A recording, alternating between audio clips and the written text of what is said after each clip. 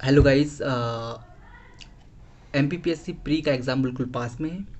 तो मैं आपको वो चीज़ें पढ़ा रहा हूँ जो बता रहा हूँ जो आपको कंपलसरी प्री एग्ज़ाम से पहले पढ़ के जाना है। ठीक है। नंबर वन, तथ्यबाण। एमपी के करंट अफेयर के लिए सबसे बेस्ट है। तथ्यबाण को पूरा बिल्कुल 2 से 3 बार रिवाइज पढ़ो। ये स्पोर्ट स्पोर्ट के पीछे वाले किसको कौन से पुरस्कार दिए गए हैं, ये सारे बिल्कुल रट के जाना है। एक भी भूलना नहीं है। इनसे क्वेश्चन आने वाले हैं कि इस बार करंट का ऐसा सुनने को आ रहा है कि सिलेबस से थोड़ा चेंजेस आए हैं, उसमें करंट अफेयर ज़्यादा रहेगा। इसमें एमपी का करंट अफेयर जो है वो उसकी वेटेज बहुत ज़्यादा बढ़ने वाली है। तो एमपी करंट अफेयर के लिए क्या पढ़ के आओगे? तथ्यवान। ठीक है। अब आता है दूसरा current affair. National current affair जो रहता है वो स्पीडी। देखो, मैंने बहुत सारी मैगजीन देखी हैं, लेकिन स्पीडी में जो एम पूछती है फैक्ट वाइज, सीधा वन लाइनर फैक्ट जो पूछती है, वो स्पीडी में बहुत अच्छे तरीके से दे के रखा है। सारी योजनाएं दे के रखी हैं। और इंडिया की जैसे अदर अदर स्टेट की जो योजनाएं थी, एमपी की जो थी, और उसके साथ जो नेशनल लेवल की जो योजनाएं थी, उसमें सारी योजनाएं जितने भी सूचकांक हैं, डब्ल्यू क्या जारी करता है, रिपोर्ट कौन सी जारी करता है, कौन सी रैंक मिली है, हंगर इंडेक्स में कितनी रैंक मिली है, ये सारी चीज़ें इसमें हैं। ठीक है। तो इसको भी रिवाइज करके जाना, ध्यान रखना, इसको भी रिवाइज करके जाना है। दो चीज़ें हो गई। थर्ड चीज़ आ गई विविध। विविध से क्वेश्चन सबसे ज़्यादा आने वाले हैं। तो अगर आप हिस्ट्री ज्योग्राफी में आप फंसे पड़े हैं तो वो सारा छोड़ दीजिए।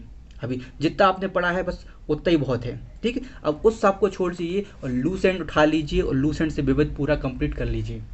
लूसेंट में जितना विविध दिया है उसमें से ही क्वेश्चन आने वाले हैं आपके, आते ही हैं। और ऐसा नहीं कि पहली बार हो रहा है, हमेशा आते रहे हैं। तो इसलिए लूसेंट का विविध पूरा कंप्लीट कर लीजिए आप लूसेंट से।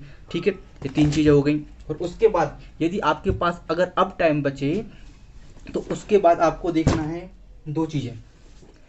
एमपी की जो हिस्ट्री है इस बार ध्यान से पढ़ना है, हिस्ट्री को ध्यान से पढ़ना है। और उसके एमसीक्यू हैं, ये पुणेकर की एक बुक है, मैं इससे एमसीक्यू लगाता हूँ उसके, इससे ज़रूर लगाएं, क्योंकि इससे आपको आइडिया आ जाएगा कि हिस्ट्री में किस टाइप के क्वेश्चन आएंगे, है ना। तो पुणेकर की जो हिस्ट्री है, कल्चर है, जनजातीय वाला पोर्शन है, ट्राइब्स है, इन सारे पोर्शन के लिए आप पुणेकर की ये बेस्ट है। मैंने देखा है इसमें क्वेश्चन का लेवल भी सही है, फालतू के क्वेश्चन नहीं। और लास्ट ईयर जो क्वेश्चन आ चुके हैं उनको भी इसमें सॉल्व दे के रखा है। तो पुणेकर की ये पढ़ लीजिए आप। ठीक है। और अगर लास्ट में आपके पास अभी टाइम बचता है, आप अपना जो भी आपने शेड्यूल बनाया है एग्जाम के पहले तक का, उसके बाद अगर आपको बस टाइम बचे तो लूसेंट के क्वेश्चन पेपर लगाना है। लूसेंट में किस चीज़ के क्वेश्चन पेपर लगाओगे, क्वेश्चन लगाओगे, सारे नहीं लगाना, ये याद रखना। जियोग्राफी के भूल के भी नहीं लगाना है अभी। ठीक है। और अभी पॉलिटी के भी बिल्कुल नहीं लगाना है। सबसे पहले तुम्हें लगाना है इसके विविध के। विविध में जितने भी क्वेश्चन है, स्पोर्ट्स है आपका, ये और पुरस्कार वगैरह हैं, बुक्स किसने कौन सी बुक्स लिखी, किस बुक्स का कौन राइटर है, इसमें से लूसेंट के विविध वाले पोर्शन के पहले आपको लगाना है। यदि ये हो जाए इसके बाद हिस्ट्री में मॉडर्न हिस्ट्री के लगाना है। एंशिएंट मिडाइवल के बिल्कुल नहीं लगाना है, क्योंकि आप जितना पढ़ चुके उतना ही बहुत है, अब अपने पास उतना टाइम नहीं है। ठीक है।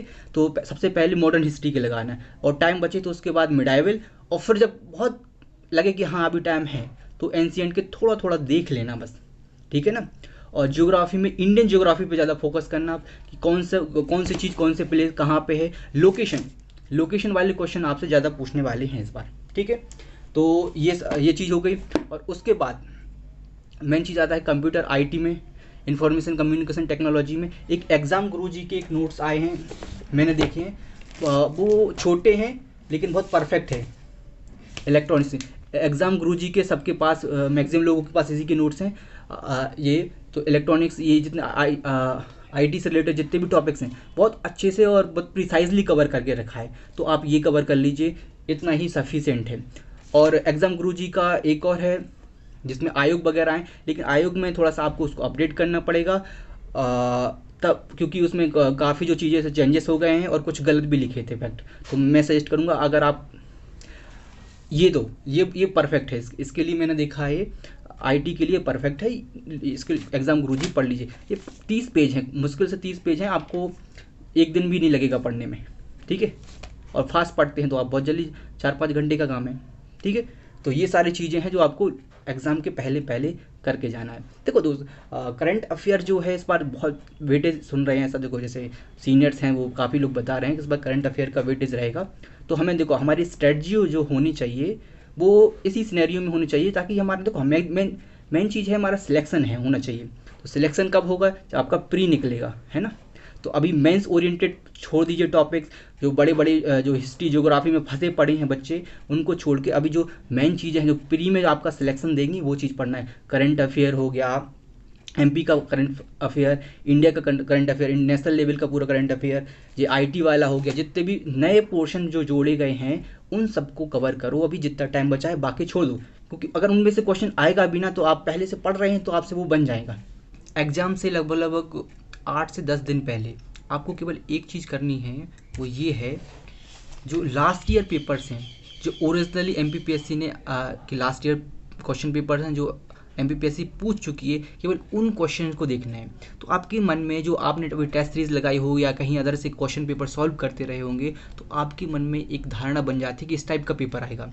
लेकिन जब आप एमपीपीएससी के पेपर देखोगे तो आपको रियल एक्चुअल पता चलेगा कि किस टाइप के पेपर आने वाले हैं, ठीक है। तो लास्ट टाइम में आप सारे टेस्ट सीरीज को भूल जाइए, सारे क्वेश्चन पेपर को भूल जाइए, सब कुछ को आग लगा दीजिए और केवल जो एमपीपीएससी के लास्ट 10 ईयर्स पेपर्स हैं, 10 to 20 ईयर्स पेपर्स, उनको देखना है बस।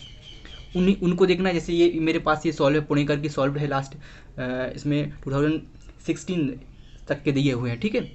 तो आपके पास भी अगर कोई ऐसी बुक है या फिर इंटरनेट पर कोई सोर्स है या किसी ने इंटरनेट पर वीडियो अपलोड की है, इसमें केवल एमपीपीएससी द्वारा पूछे गए क्वेश्चन ही हैं जो लास्ट ईयर पेपर्स के, तो वो वाली वीडियो आप ज़रूर देख लेना, क्योंकि वो ज़्यादा हेल्प करेगा आपके लिए। तो लास्ट 10 डे का यही शेड्यूल रहेगा आपका, ठीक है।